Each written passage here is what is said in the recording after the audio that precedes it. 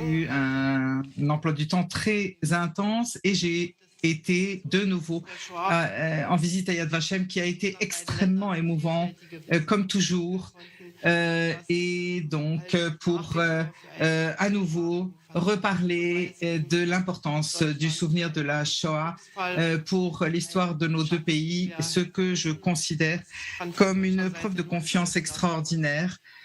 Et pour l'Allemagne, c'est une chance extraordinaire et un trésor que nos relations avec Israël, que nous devons préserver. Cela signifie pour nous Allemands que nous reconnaissons encore et toujours la responsabilité de l'Allemagne pour la Shoah, mais que nous devons nous préparer à la disparition des rescapés de l'horreur et nous devons trouver de nouvelles formes de souvenirs, de mémoire pour transmettre aux générations futures ce que fut cette période atroce.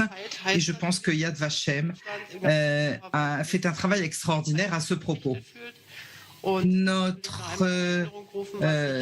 objectif pour nous, eh bien, l'Allemagne est engagée pour la sécurité d'Israël et je tiens à rappeler ce que j'ai dit en 2008 devant la Knesset, la sécurité d'Israël et pour la République fédérale allemande n'est pas négociable et ne le sera jamais. C'est notre raison d'État.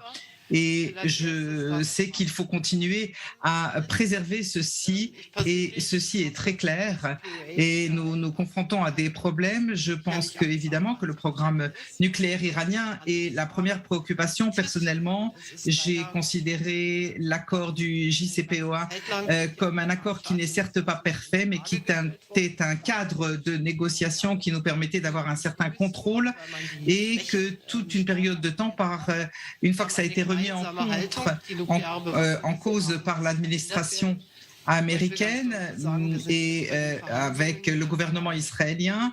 En effet, il y avait des faiblesses, mais il faut de toute façon, quoi qu'il arrive, empêcher les Iraniens d'obtenir l'arme nucléaire et nous sommes aujourd'hui dans une phase critique de ces négociations et nous devons y travailler de manière très intensive et donc en particulier avec les pays européens et les États-Unis d'Amérique, mais aussi et avec les États-Unis et la Russie et la Chine. Nous devons empêcher l'enrichissement de l'uranium.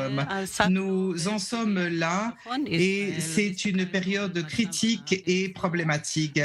Ensuite, nous nous sommes occupés du sujet de la sécurité d'Israël. Nous avons considéré la situation sans aucun rapport avec l'Iran et nous avons parlé des accords d'Abraham qui ont changé la situation en bien.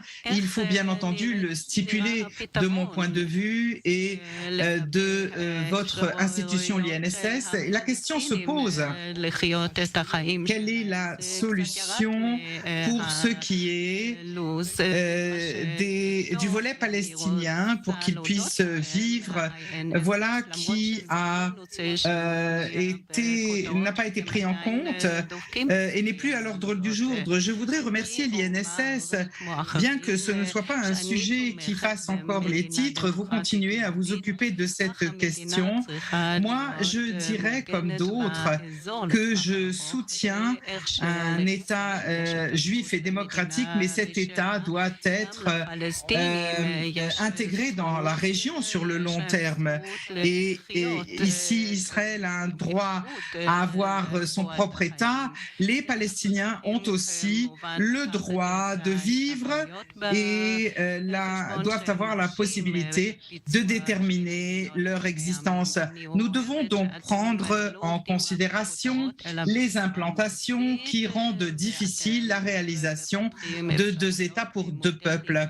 Je sais et j'apprécie que vous travailliez sur le côté concret des choses sans faire les gros titres à l'INSS et vous développé les modèles nécessaires à ce propos et je tiens à le saluer. Je crois que sur le long terme, ce sujet ne disparaîtra pas, même si les relations avec nos voisins, avec vos voisins arabes s'améliorent. Je crois que le gouvernement prend des mesures très intéressantes pour aller vers des solutions pragmatiques pour essayer d'améliorer l'existence des Palestiniens. Et nous, du côté européen, nous soutiendrons tout ce qui se fera dans ce domaine. Hier, j'ai reçu un doctorat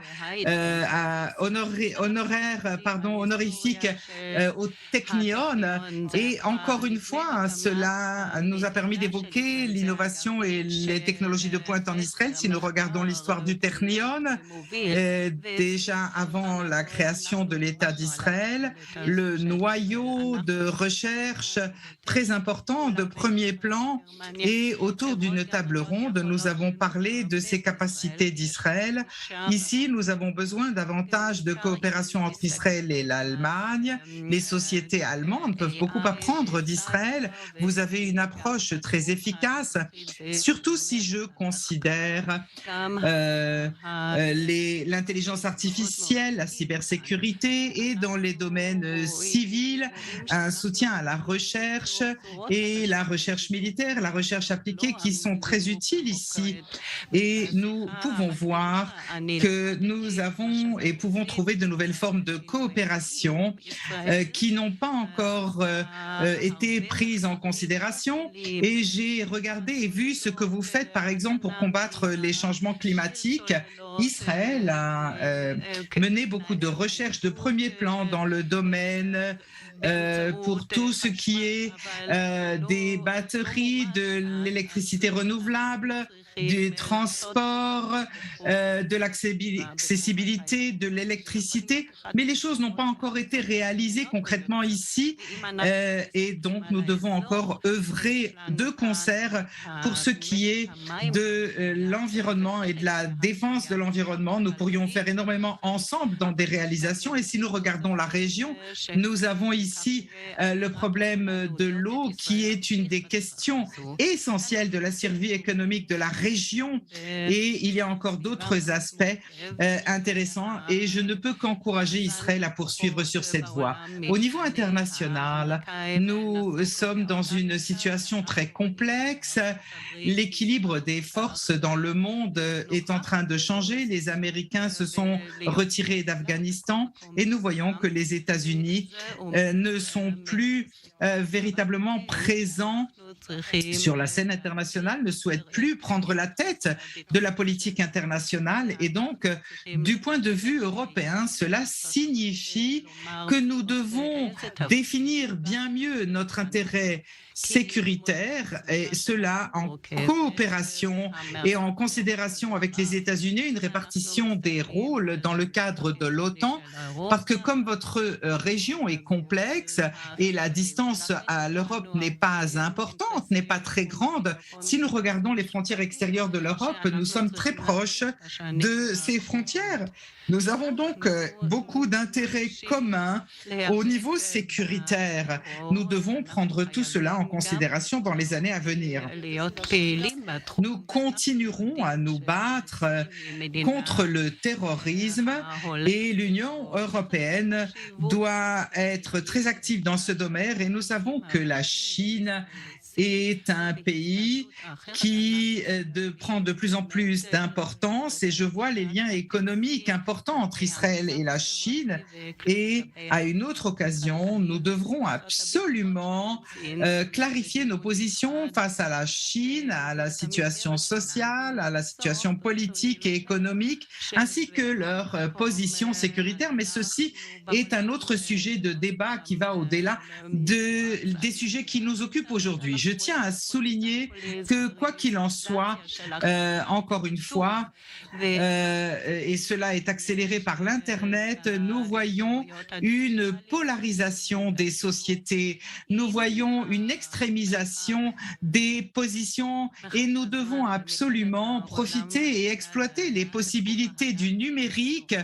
et pour gommer les distances et aussi la distance historique qui nous sépare de l'époque de la Shoah et du nazisme, parce que nous voyons en même temps une remontée de l'antisémitisme et l'antisémitisme, la haine, les appels à la haine des autres qui pensent autrement, qui semblent différents, sont une menace terrible pour nos démocraties.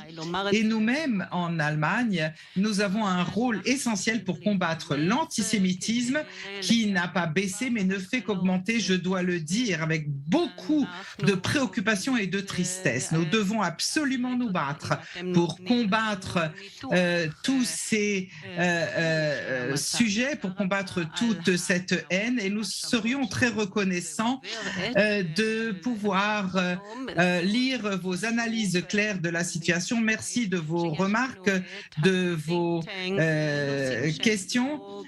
C'est très important pour les politiques de pouvoir avoir ces groupes de réflexion comme les vôtres et qui ne traitent pas des problèmes du quotidien, mais peuvent parler en théorie. C'est pourquoi je suis très heureuse d'être parmi vous aujourd'hui.